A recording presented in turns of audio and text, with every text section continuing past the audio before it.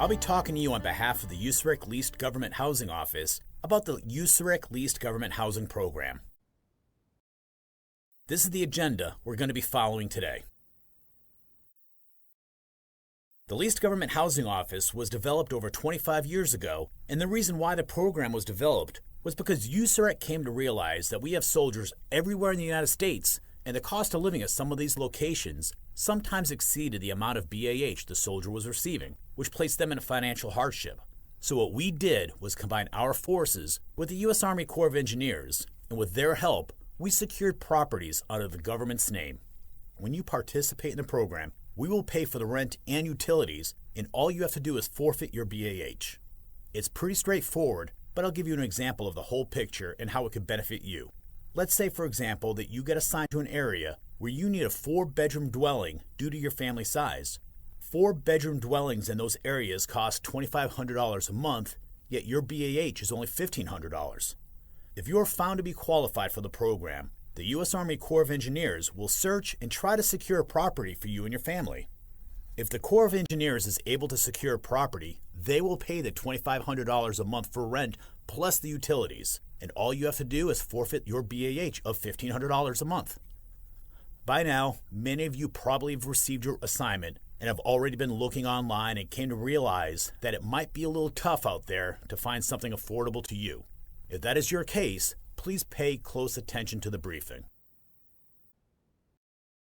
If you apply for the program, it will be your responsibility to familiarize yourself with the regulation that covers the program and make sure you agree with those terms. If you are approved to participate in the program, you will have a mandatory 1-year occupancy in that property. After 1 year, you could request to get out of the program with or without orders, no questions asked, as long as you give us 30 days notice. The program is not an entitlement. You have to apply for the program and be found to be qualified. If you apply and found to be qualified for the program, but within the process you happen to find a property on your own that you want to purchase or rent, you could always request to withdraw your application. But once we find a property and you say, "That's the one I want," you are locked into that property for 1 year. The program's open to everyone assigned to USAREC, regardless of rank, where you're going, or what you're going to be doing within USAREC. Active dual military, you could apply for the program. However, both of you must forfeit your BAH.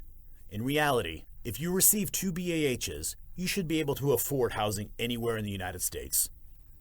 You must have at least 12 months remaining in USAREC to apply for the program. We understand that many soldiers don't apply out of the recruiting and retention college because they're going to go back to their hometown. This is my hometown. I know what I'm going to do. I got it. But when they get there, they realize things are not the same. If this happens, you can apply for the program as long as you have 12 months remaining in USAREC. Dependents must reside with you at least 180 days per year for that dependent to be entitled to their own bedroom or to share a bedroom. I'll be talking about bedroom authorization in the upcoming slides. Service members that are assigned near a military installation with housing must apply for on-post or on-base housing and enroll themselves on a waiting list. If the waiting list is longer than 30 days, you could request an exception to policy through our office. Keep in mind that the approving authority for this type of waiver is going to be Army G9 at the Pentagon, and the approval process usually takes about 30 to 45 days. You must obtain a DD Form 1747, which is a statement of non-availability from the housing office stating that you are enrolled in a waiting list in the estimated time for you to obtain housing. If they cannot provide you the DD Form 1747, they can send an email, a note, or anything that could provide some kind of written proof that you are on the list in the expected waiting time. Here you can see the dwelling standards. They're going to be safe, decent, sanitary, and more importantly, located in low-crime areas. Keep in mind, school ratings are not a factor. However, crime is. Statistically speaking, if you live in a low-crime area, usually schools are good. If you live in a high-crime area, the school rating might not be as great, but there are always exceptions. Dwellings cannot be located in a Gulf community or proximity to water features or bodies of water, meaning that we will never offer you a property that is near a pond, river, or beachfront property. Any property that has a huge water fountain as a decoration, we cannot lease the property. It's just a liability for your children. There's also flooding liability as well. That's the reason why we don't secure properties in those locations. However, we might offer you a property that is located in an area that has a community gated swimming pool. There's nothing wrong with that. One of the unique things about the program is that the lease agreement is between the government and the property owner or manager. Your name is not on that lease. You can move into any of our properties with zero money down. As many of you know, nowadays, to secure a property, you need to come up with first month's rent, last month's rent, security deposit. Sometimes if you have a pet, there's a pet deposit, which is not refundable. And then not to talk about application fees. Under this program, you don't have to worry about any expenses whatsoever. The entire process should take a minimum of 33 days. However, due to the current real estate market in some areas, it may take longer than 33 days. Again, the government is going to pay for the rent and all the utilities to include trash and parking if that's a necessity for that particular dwelling. Once you enroll in the program, it's going to be your responsibility to ensure that you contact your commander and your Battalion S1 and let them know that you are enrolled in the program. It is your responsibility also to ensure that you fill out the DA Form 5960 and a memorandum for record that has to be from your command.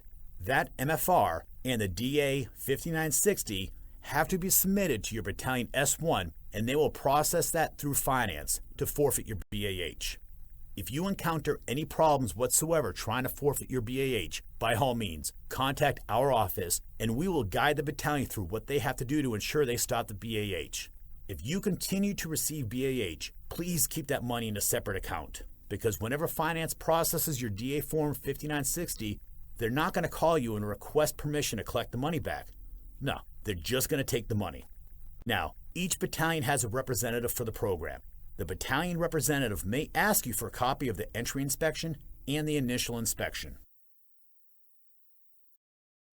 When it comes to bedroom authorization, this is what we go by. I'll give you a few seconds to review this slide and to give you an idea of how many bedrooms you might be authorized provided you apply for the program.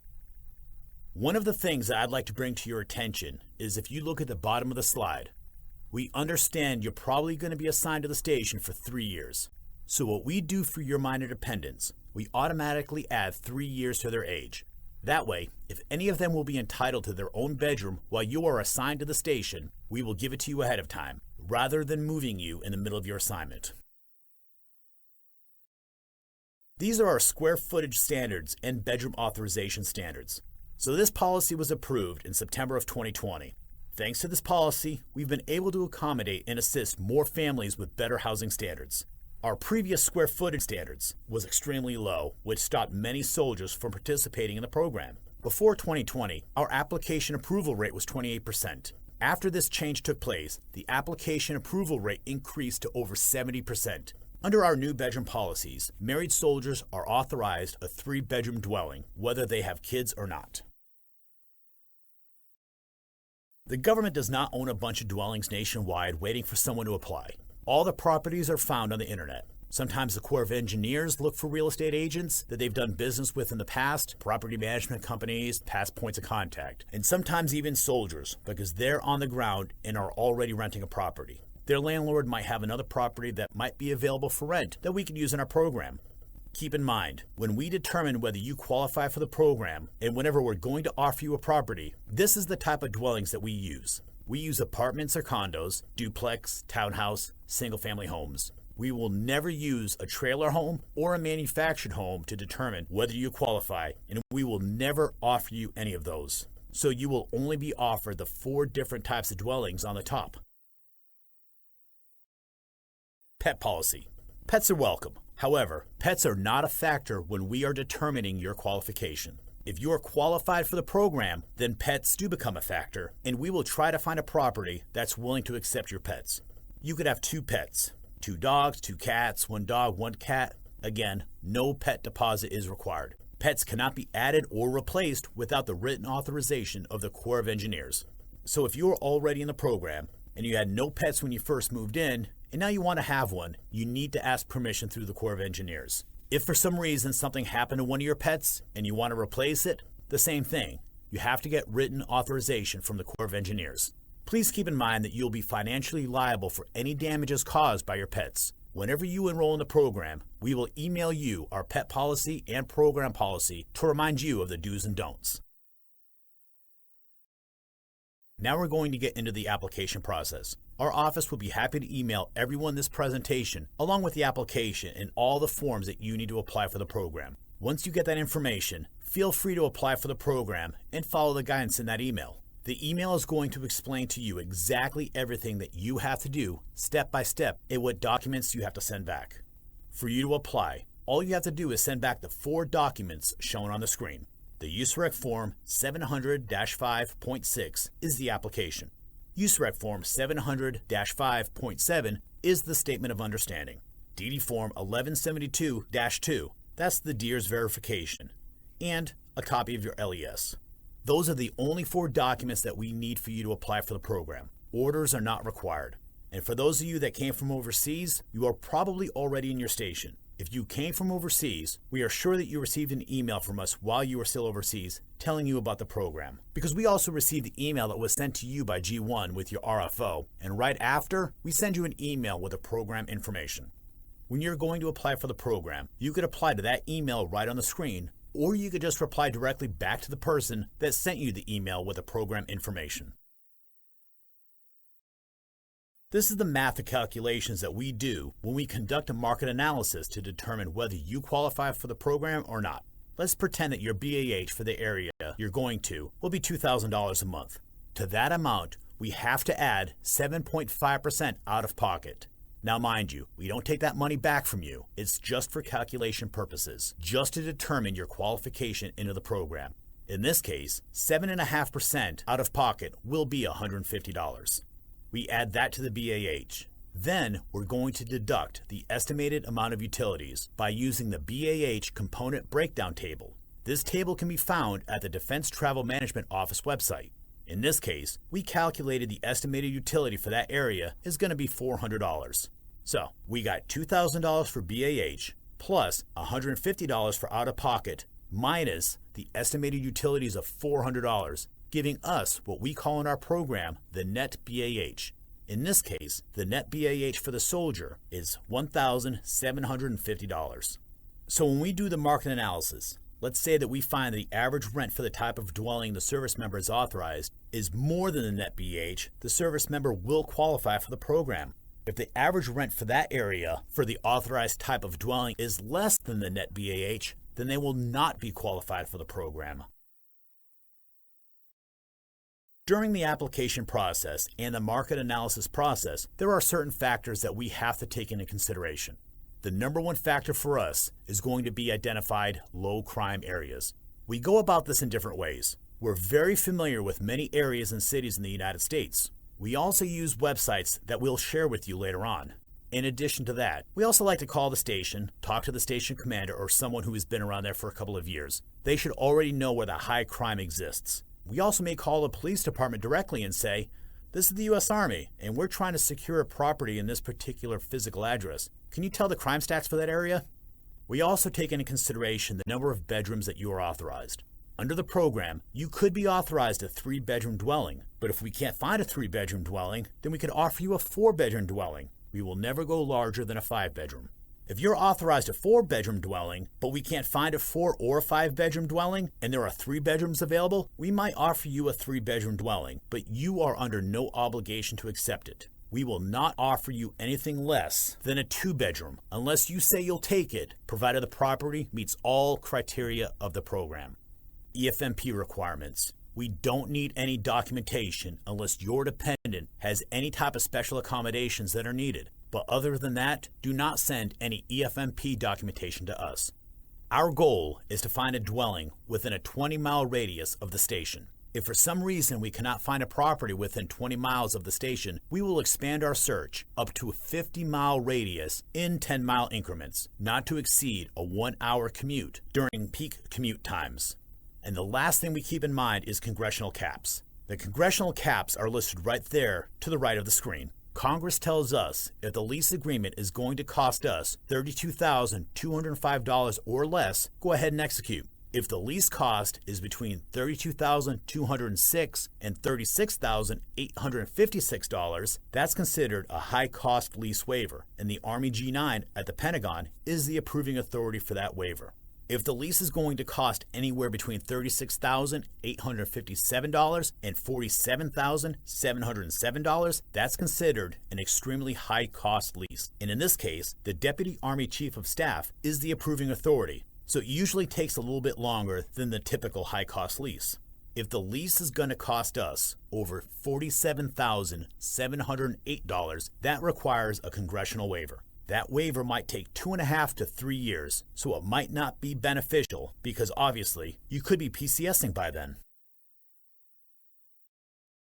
When we do the market analysis, we determined whether you are approved or not for the program. Our office will notify you within 2 to 5 business days to let you know if you're qualified or disqualified. If you are disqualified, we will provide you with a list of properties that we found that are affordable to you. We are aware that some of the properties may not be available by the time you arrive. This list is just to give you an idea of the current market in the area.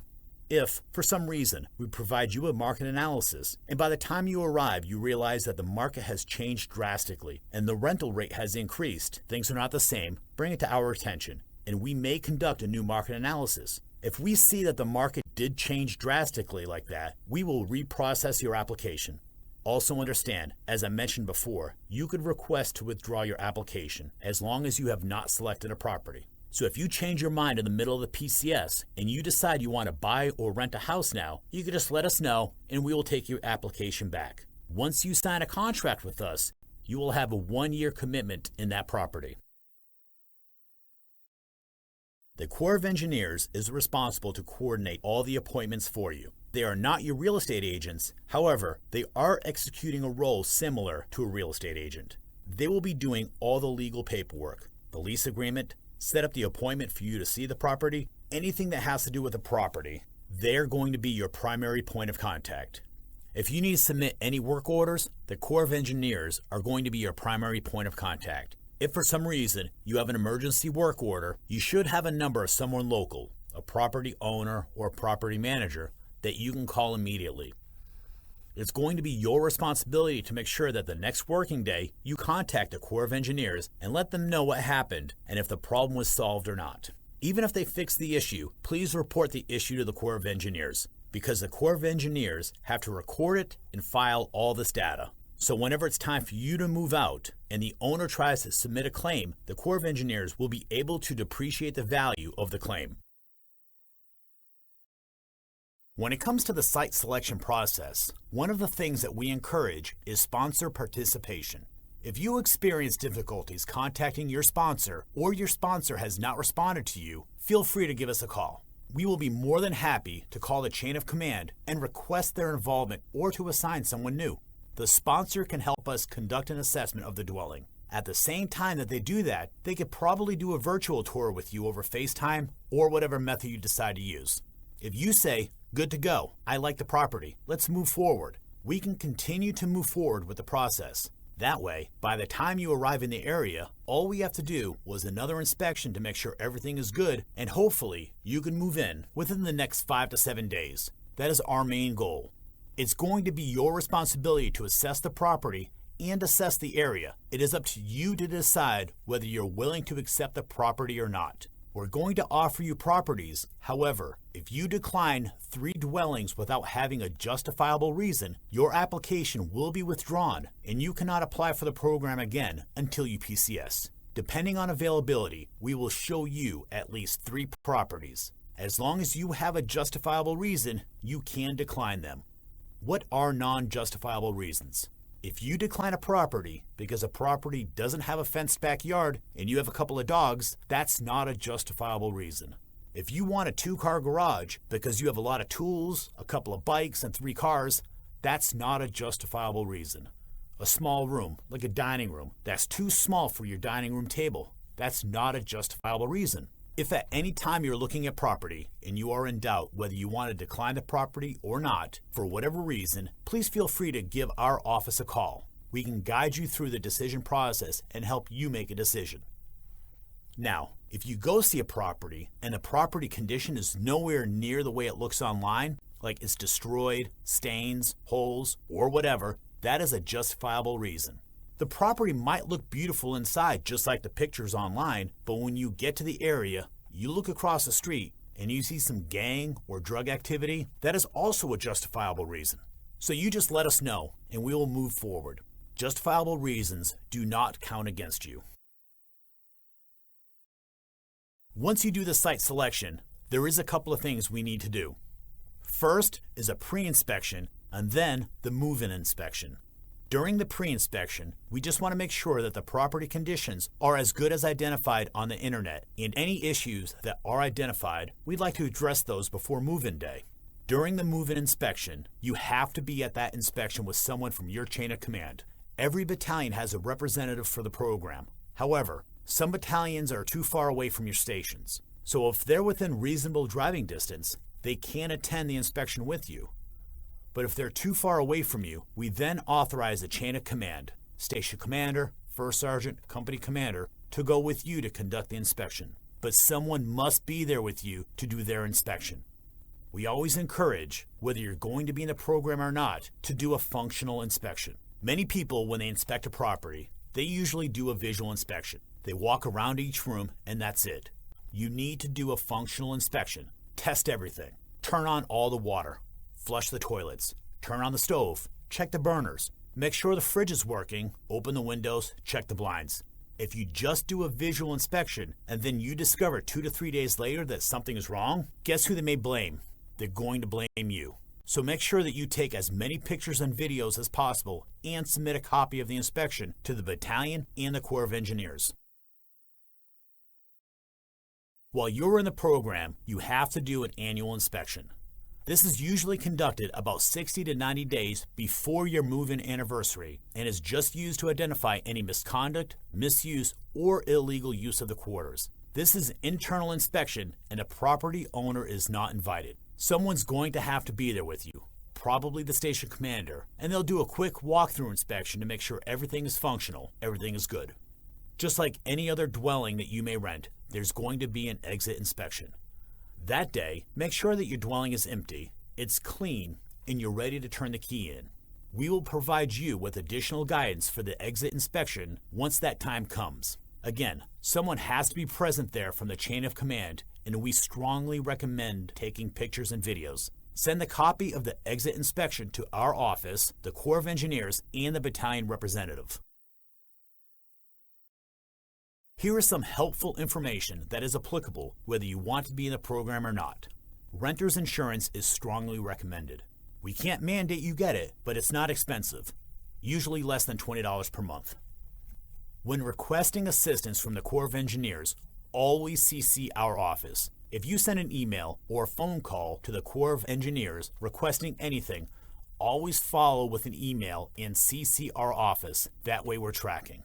Some of these district representatives go on leave and sometimes they get replaced. So if you need something like a work order and they're gone, you might be sending an email to a ghost. If we're tracking and we see that within 24, 48 hours there's no response, we would jump on the phone and we'll talk with the district supervisor to ensure your concerns are addressed immediately. We are your liaison through the entire process, from the application to the time you leave the program. Ensure that you have a local point of contact to report any emergency work order in case you need something over the weekend or holiday. If applicable, make sure that you request a copy of the Homeowners Association rules and policy. Make sure that you and your entire family understands them. That is important because if you have any fines due to a Homeowners Association violation, the Corps of Engineers is not going to pay that. That's going to be your financial responsibility to pay. One of the common violations is that you leave your trash can in front of the garage and it's supposed to be inside the garage. We strongly encourage the service members and family to familiarize themselves with the leased government housing regulation. If in doubt, while you're in the program, always ask the question first. This is not one of those situations where you say, I'll just do it and ask for forgiveness later. With this program, it could cost you financially. So if in doubt, call first and find out if it's okay. As stated earlier, we are your liaison for the program. We are here to help you out. Make sure the Corps of Engineers do their job and take care of you and your family.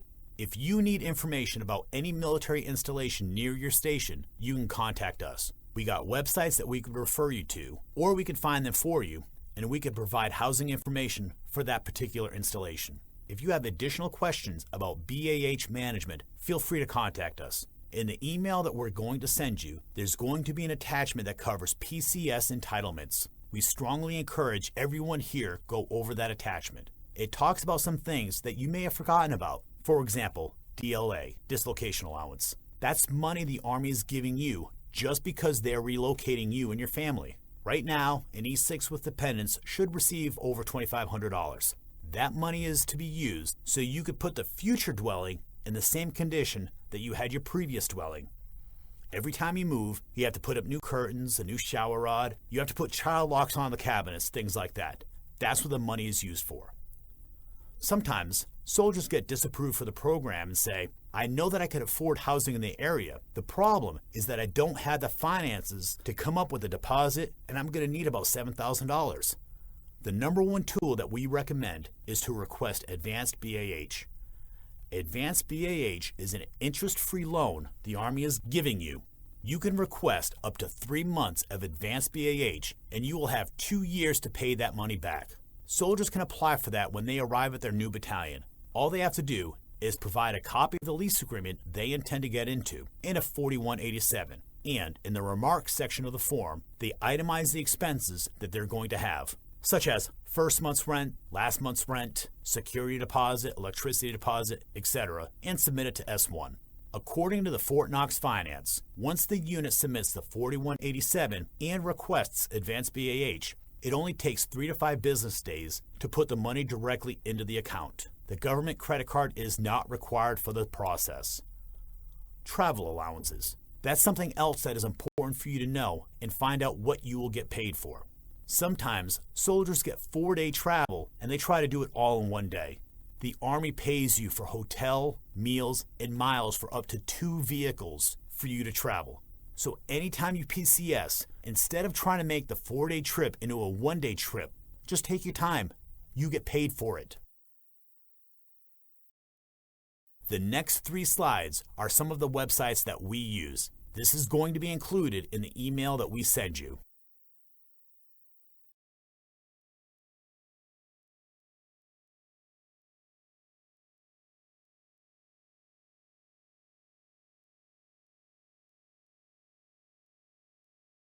Here is the point of contact information for the program. Mr. Ed Andino is a USAREC housing officer and will be your main point of contact during this process.